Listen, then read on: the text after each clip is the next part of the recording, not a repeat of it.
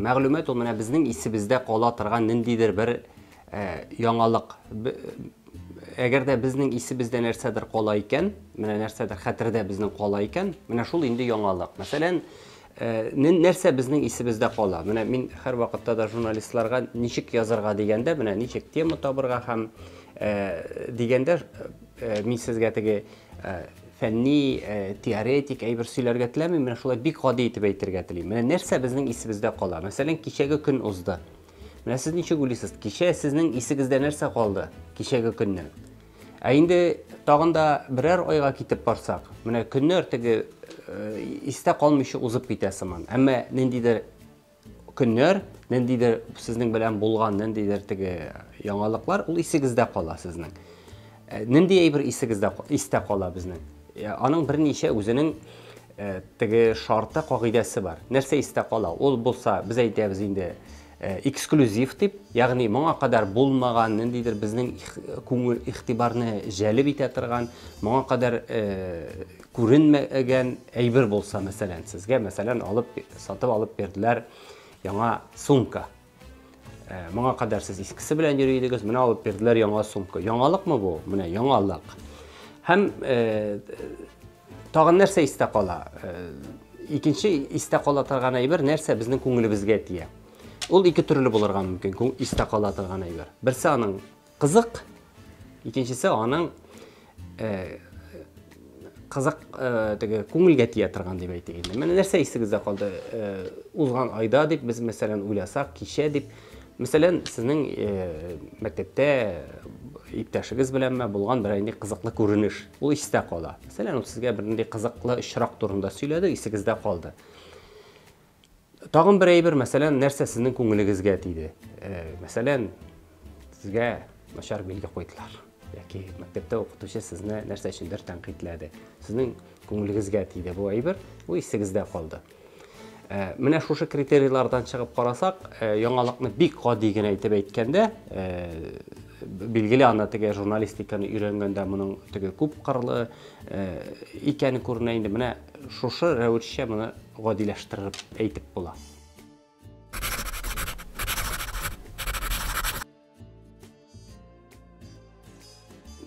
Хәзерге вакытта журналист өчен эшләү бик җиңел. Мәсәлән, сезгә дә бик җиңел мәгълүмат чыганакларын табу, аны дөрес итеп карарга гына кирәк. Журналист өчен, эшли башлаган журналист өчен аеруча иң авыр темаларның берсе, ул менә бу авыр әйберләрнең берсе ул тема табу. Менә яшь журналистлар алар һәр вакытта да әйтәләр, менә мин язар идем, минем темам юк дип әйтәләр инде. Кызыклы тема кирәк дип әйтәләр.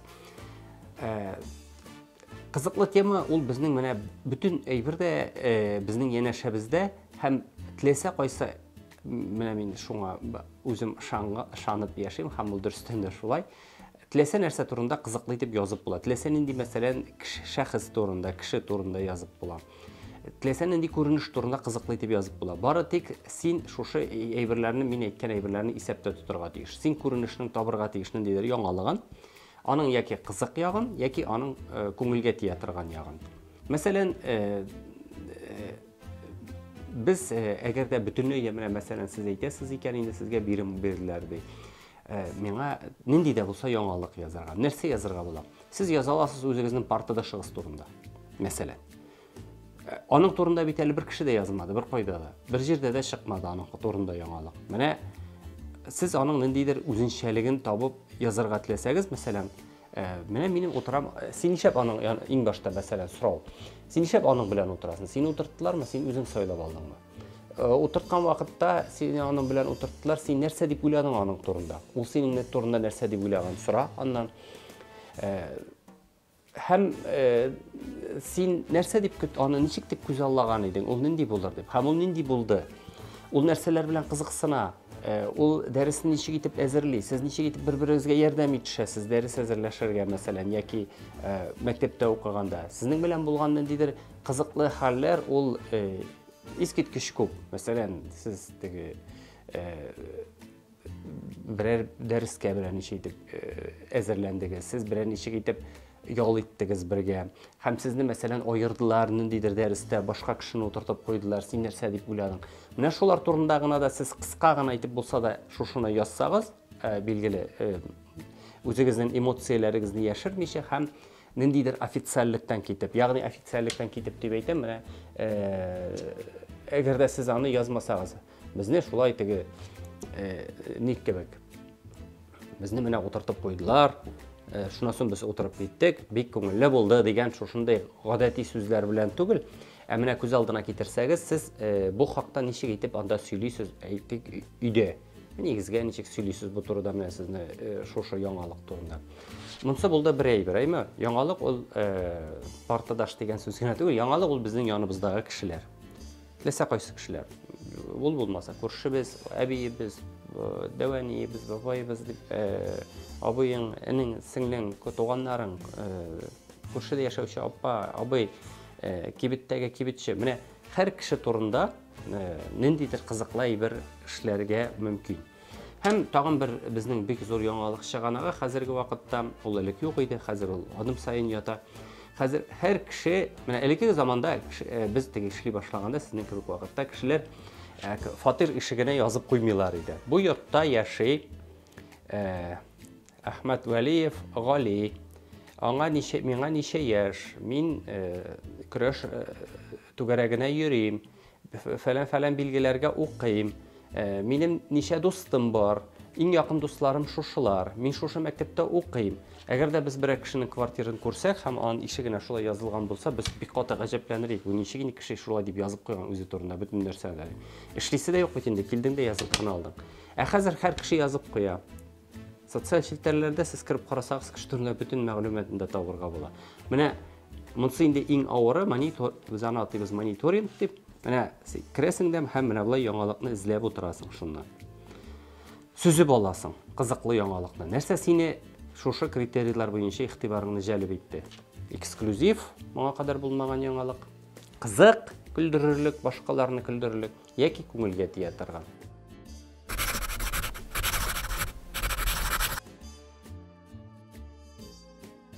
Ko'p eshitirga ham ko'pni ko'rishga kerak. Masalan, bu siz reportaj janrlarini o'qiganda mana o'rganirsiz endi masalan har vaqtda da kishining mana men o'zim ixtibor etirgach sizni da chaqirar edim, u kishining emotsiyalarini ham kishining o'z-o'zini tutishini. Mana siz agarda shuni ko'ra olsangiz, kishining emotsiyalarini ham kishining o'z-o'zini tutishini durust etib yozib chiqsangiz, u shulay bek ko'payib beradi. Bunda jurnalistning chiqanoqlari deganda belgili sizga men o'zim masalan iqtisodiy jinoyatchilik, korrupsiya turida ko'p yillar ishladim endi. Bunda yozgan aybirlar, ishlagan aybir ul ko'proq dokument tekshiruvdan turadi.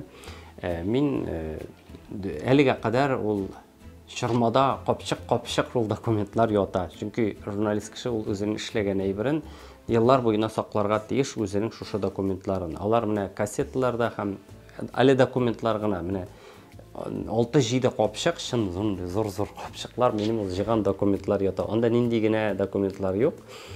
Qaysi vaqtni o'tiga qarab o'tirgach, men ishladim deb oltirib qo'yaman. Dokumentlar elde jiyila baramını. Nersendir işledin, hem jiyden dokumentlarını qo'yadi.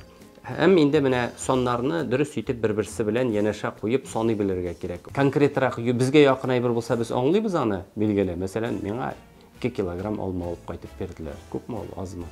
Biz ko'z aldına ketiremiz ko'p mu ekanin. Indi mine boshqa turliroq aybir turida so'z borsa, masalan, maktabga 2 tortma olma olib keldilar. Ko'pmi ozmi? Maktab nindi bo'luga qarab, balki endi birgina o'qishidir. Birgina o'qishi bo'lsa bek ko'p. Atigi sonni biz bilmasak, maktabda necha o'qish ekan, 2 tortma olma degan aybir u bir narsada söylemek.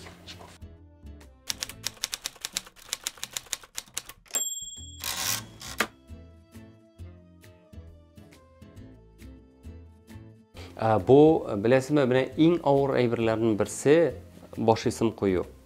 Hozirgi vaqtda siz o'zingiz mana bilasiz, bosh ism ul sotsial chunki internet ismi uchun, internetda yozuvchi ma'lumot choralari uchun ham masalan postlar uchun bosh ism bik zor ahamiyatga ega.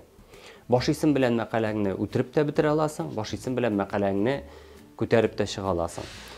Ne için deganda kishi üstten o'qiy boshlaydi. Masalan, gazeta kelsa, gazetaga yozgan kishilar uchun bu qiyinroq. Gazeta keldi, gazetaga nindi bosh ism yasasa da kishi ko'z yurtib chiqa olar maqalaga. Chunki gazetani qo'lina oldi, bilay ko'z yurtib chiqdi. Ammo onda da bosh ism ahamiyatga ega, chunki kishining zo'r harflar bilan yozilgan bosh ism ularning ko'zine turtilib qolar ekan.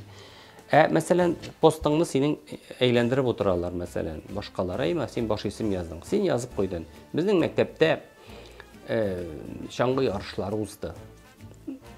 Uzgan. Kişi eğlendire de gidip bara. Sen yazasın mesela. Şangı yarışlarında bizning. Men birinchi o'rin aldım deb yozib qo'ydim. Kişinin bütünlüğü ikinci türlü qaraşı, değil mi? Yoki sen mesela şangı yarışında bo'lgan nindidir qiziqli halni yozding şangı yarışında. Yoki endi ko'ngilga tegan aybirni yozding. Masalan, bu aybir endi kishiga ko'proq ta'sir eta boshlaydi. Kishining e'tiborini jalb etadi.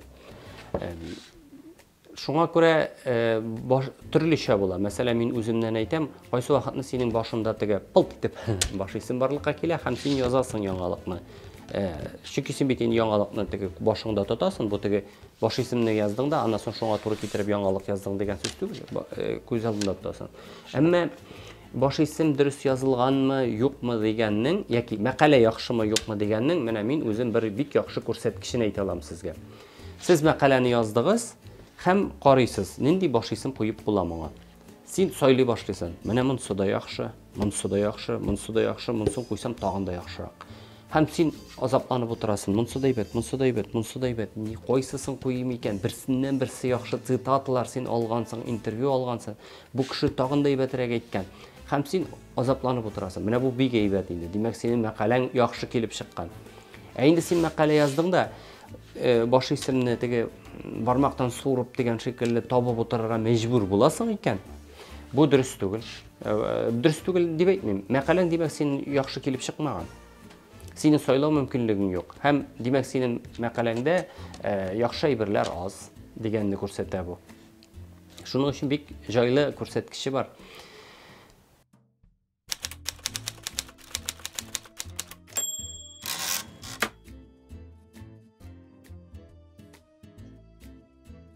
Qoy bir işraqlar bo'la, ayma mana masalan ol kishi senga söylerga mumkin, seni do'st etib qo'ymas. Mana u senga ayta söyli bu yangilikni senga do'st etib. Masalan ol ishlarini söylab o'tirgan mumkin senga. U maktabda bir shora o'zdi.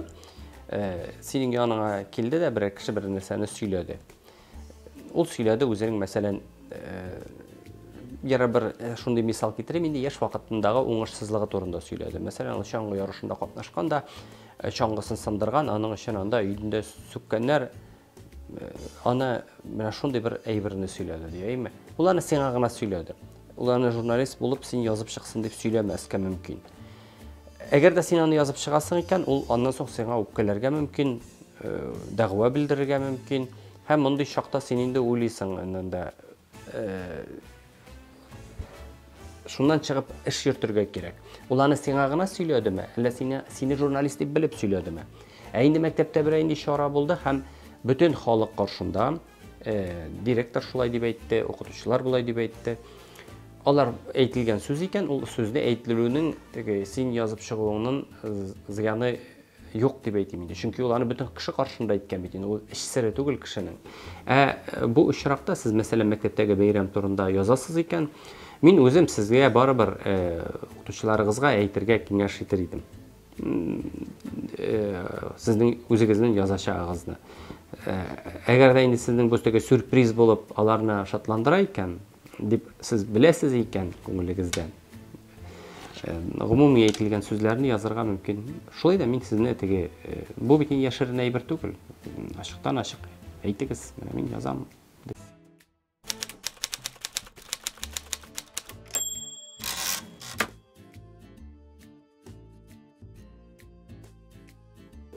Men qoyadir 12 yoshlarda deb o'ylayman men o'zim. Chunki men shu yoshlarda narsalarni yoza boshladim, ammo Менә мондай сездә Сабантуй уздырган кебек укулар юк иде.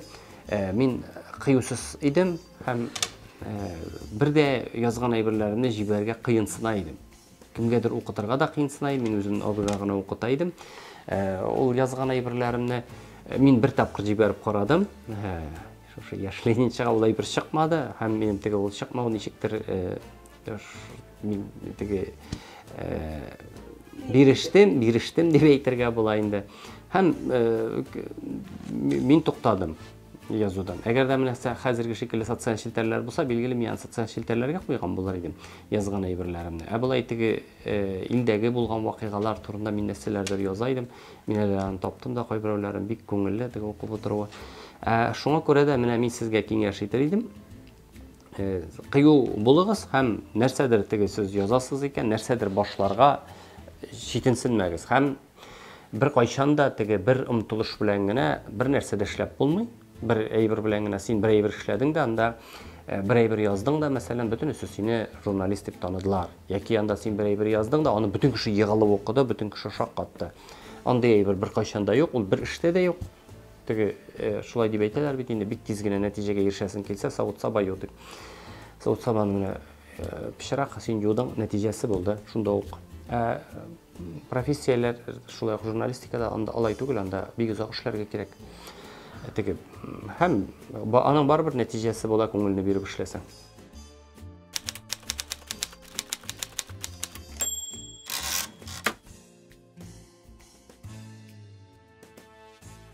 Кайсысы авыр? Авыр име? Кайсысы авыр? Аның икесе дә авыр инде. Минем радиода эшләп караганым юк, минем радиода чыгышлар гына ясаганым бар. Телевидениедә ул күпкә авыррак булып санала, чөнки ул кешеләр белән эшли торган эш. Мәсәлән, син матбугатта язганда, мәкалә язганда, син үзең утырдың да яздың, син үзең генә язасың дип әйтергә була. Редактор тикшерә инде, редактор бирем бирә билгеле. Телевидениедә, мәсәлән, син оператор белән эшлисең. Сиңа оператив булырга кирәк. Һәм шунда телевидениедә шундый бер закон бар инде, канун дип әйтермен инде. Син нәрсәне төшермәгәнсең, син аны инде төшермәгәнсең дип атала. То, что ты не снял, это ты уже не снял. Шуннан аны мин шулай ук бик куллана торган бер кагыйдә бар, шундай күргәндә атып калайм, видишь, стреляй дип әйтәм мин рус телле журналистларга сөйләгәндә. Мәсәлән, ничек итеп мин сезгә моны аңлатам менә. Син каядыр бардың, ниндидер киңәшмәгә, ниндидер утырышка, очрашуга, һәм сиңа әйтәләр, менә син килеп өлгергәнче монда булган иде бер бөек бер шәхес килде монда, супер-пупер популяр җырчы, һәм ул әйтте, менә фәлән дип, бөтен кеше егылып көлде. Син моны мәкаләдә язып куя аласың. Ул шулай дип әйткән, белештең, берничә кешедән сорадың, моннан сорадың, җырчын үзенә шалтыратып та сорый аласың, нишләп сез шулай дип әйттегез дип. Язып чыктың. Укучылар укыдылар, о, молодец. Телевидение булса, моны инде кемдер сөйләп бирергә тиеш. Ул кеше ул мәзәкне алай кызык итеп сөйли алмаска мөмкин. Син яки бөтенләй сөйләмәскә мөмкин телевидениегә. Ул әйтергә мөмкин. Нишләп мин сөйлим? Минем мәзәгем түгел бит. Ул бит аның мәзәге. Мин ничек кешенең мәзәген монда сөйлим инде. Ул аның шикелле итеп сөйли дә алмый. Җырчыга шалтыратасың, ул әйтә, мин инде киттем ди. Телефоннан яздыру, ул инде телефоннан яздыру. Шулай бит. Ярый да хәзер анда теге ул риза булса, барбер эффекты бөтенләй икенче. Ягъни монда менә бу оператор белән теге килешеп, һәм менә шулай теге икегез бер кеше булып эшләү бик каты мөһим монда. Һәм нинди плюсы бар? Монда плюсы шундый инде. Син күпкә кызыклырак контент тәкъдим итә аласың. Ул икенче төрле, ул эмоцияләрне күрсәтә. Мәсәлән, син бит инде газетада күпме генә язсаң да, бөтен халык менә ул шулай дип әйтте дә, бөтен халык егыла көлде дип язасың син. Тегин син бит тегендә телевидениедә халыкның егыла көлгәнен күрсәтә аласың. Төшерә алсаң. Һәм билгеле менә өлгерә алсаң. Мәсәлән, син каядыр барасың, күрдең бер кызык күренеш. Шуннан соң уйлыйсың. Яра кайтканда төшермен әле. Кайтканда кич булган инде төшерә алмыйсың син аны. Син матбугатта, мәсәлән, язма матбугатта эшләсәң, туктадың, бер фото эшләдең, киттең. Әмма хәзер шундый бер әйбер бар, менә бу матбугат белән телевидениенең арасы ул ничектер бик якынайып бара. Сез аны күрәсездер инде. Лангрид дигән әйберләр барлыкка килде. Мәсәлән, текстаның текст астында кичкенә генә видео. Моны нәрсә дип әйтәбез инде менә? Билгеле газетада биреп булмый, менә интернетта бу мөмкин икесен дә бергә укмаштырырга мөмкин. Һәм мин шуңа киңәш әйтер идем сезгә. Әгәр дә сез видео эшлисез икән, ниндидер видеоролик ясыйсыз икән, текстын да языгыз. Бу күпкә сезнең теге бер-берсенә бер кайчан да зыян итми, әмма һәр вакытта да файда бирә. Чөнки, мәсәлән, текст ул теге поисковикларга дип әйтим инде, эзләүче Яндексларга, Гуглларга чыга. Видео ул видеоны ВКонтактелар һәм социаль челтәрләр гомумән ярата. Җибәргә уңай.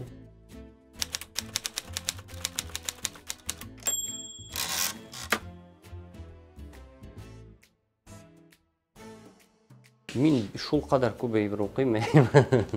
Мин хәзер теге яңалыклар мәгълүмат агентлыгында эшлим бит инде. Мин шул сәбәпле бик күп әйбер укыйм. Мин теге хәзер теге монда санап кына китсәм дә, мин мәгълүмат агентлыкларын укыйм. Әйме үзебезнең Татар-информны, Татарстан укыйм инде. Ансы билгеле мин аны укырга теге булай да укыйм. Мин күбрәк яңалыклар сайтларын укыйм инде. Федераль яңалыклар чыганакларын әйтик анда, мәсәлән, Интерфаксны мин көн сайын Рианы карыйм, Тасны карыйм, бу рәсми мәгълүмат чараларыннан. Менә теге телевидение карыйм дип кызганыч әйтә алмыйм. Татарстан 24 сайтын карыйм мин. Минем өчен ул теге уңайлырак. Һәм мин бүтән төбәкләрнең матбугатларын карап барам. Безнең Татарстанныкыннан тыш, мәсәлән, Башкортстандагы мәгълүмат газеталарны, мәгълүмат агентлыкларын, сайтларны, анда, мәсәлән, Өметне, Кызыл таңны, һәм мин төбәкләрдәге газеталарны карап барырга тырышам, татар дөньясы ничек яши икәнен аңлар өчен. Төмәндәге, анда, Ижевскидагы, Ульяновскидагы, аларны карап барырга тырышам. Һәм шулай ук теге блогерларны күзәтеп барырга мөмкин кадәр инде тырышам, дөньяда нәрсәләр бар икәнен белер өчен. Газета теге журналларда дигәннән әдәби журналларны мин укырга тырышам, мөмкинлек булганда ял көннәрендә теге ул ниндидер бер яңалыклардан баш бушысы килгән вакытта менә шушындай әдәби журналларны мин укырга тырышам. Мөмкинлек булганда мин сезгә укырга киңәш итер идем. Чөнки менә бу әдәби татарча уку, мәсәлән, ниндидер әдәби әсәрләрне уку, мин үзем дә менә журналистларга киңәш итәм, күз истә калдыра һәм сез дөрес язарга өйрәнәчәксез. Әдәби әсәрләрне укыгач, кеше җөмләләрне дә дөресрәк төзи башлый һәм өтер шушындай хаталары да юкка чыга. Шуңа күрә мин укуны берничек тә ташламагыз. Менә сезнең өчен махсус безнең республикада бит инде басмалар чыгып килә. Яшыгызга, һәр кешенең яшенә күрә безнең басмалар бар. Шуңа күрә ул басмалар барында аларны укырга кирәк. Ул бик файдалы.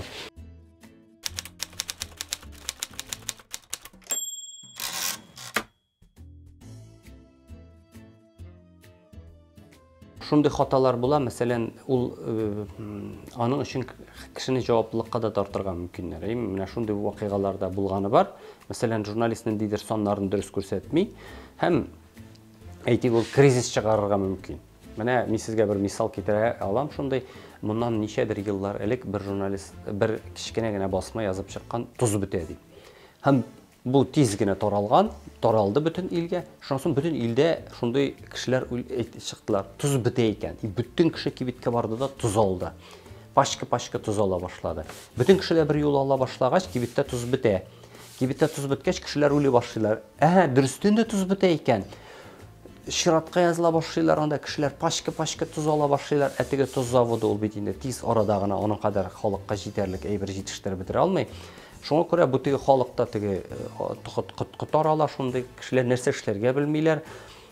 Бу шундый теге моның буенча күпмедер вакыттан соң җаваплылык та кабул ителде. Мәсәлән, банк кризисы булса, ярар да монда теге тоз ярар да түгел, ансы да мәһәмиятле бер. Мәсәлән, кайбер банкларның бүлгенлеккә чыкканда булды шул рәвешчә. Мәсәлән, шул банкта анда акча бетә икән дип әйтә, бөтен кеше барып акча ала башлый, билгеле банк белә. Чөнки банк аңа әзер түгел. Шуның өчен моңа җаваплылык та кертелде. Әгәр дә хата җибәрәсең икән инде, хатаны вакытында таный белергә кирәк. Таный белергә, әгәр дә син ниндидер ялгыш җибәргәч, ул хатаң ниндидер теге зыян китермәслек булсын өчен үзеңнән көч кертергә кирәк, нинди дә булса. Ул хатаны төзәтер өчен. Хаталар була билгеле. Кызганыч. Хата җибәрмәскә кирәк. Мал китә.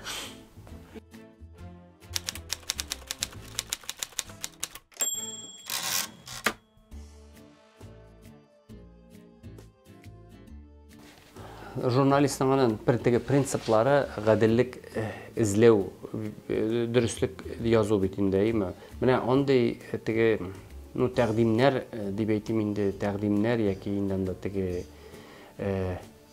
басымнар дип әйтим мин, шундый андый әйберләр булды һәм ул кай вакытларда бик авыр да. Әйме, менә мәсәлән, син бит нәрсәдер эшләгәнсең һәм сиңа әйтәләр, юк, бу материалың чыкмый. Син нишәргә дә теге белмисең, чөнки син бит инде чыгару синең кулыңнан килми, син үзеңнең шәхси телевидениеңне ачып, бүген генә чыгара алмыйсың. Ярый да хәзер син дә социаль челтәрләрдә куя аласыз. Куеп була дип әйтүем инде. Мин андый нәрсәләрне эшләмәскә тырыштым дип әйтә алам. Теге мин үзем ни белән, теге ничек дип әйтим, мин шулай дип ялгышып нәрсәләрендер минем эшләгәнем булды. Мәсәлән, теге анализлап бетерә алмыйсың да инде син күренешләрне дөрес бәя бирә алмыйсың да. Мәсәлән, син аны тәнкыйтьләп чыгыш ясыйсың. Вакытлар узгач кына син аңлыйсың, ул вакытны син бик үк хаклы булмагансың икән. Андый очракларда инде син андый бер эшләгәнсең икән, андый вакытта шулай ук теге менә мин шулай дип язган идем, мин ул вакытта ялгышканмын дип әйтә аларлык үзеңә көч табырга кирәк. Ялгышыңны танырга яки инде төзәтергә дип әйтим инде.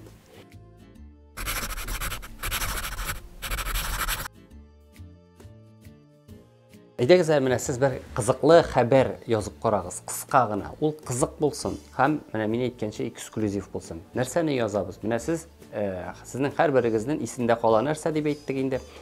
Шатлыклы вакыйга яки күңелгә тия торган вакыйга яки эксклюзив. Менә үзегезнең иң яшь вакытыгыздагы күңелегездә калган берәр яңалык турында яза аласызмы? Ул укылышлы булсын.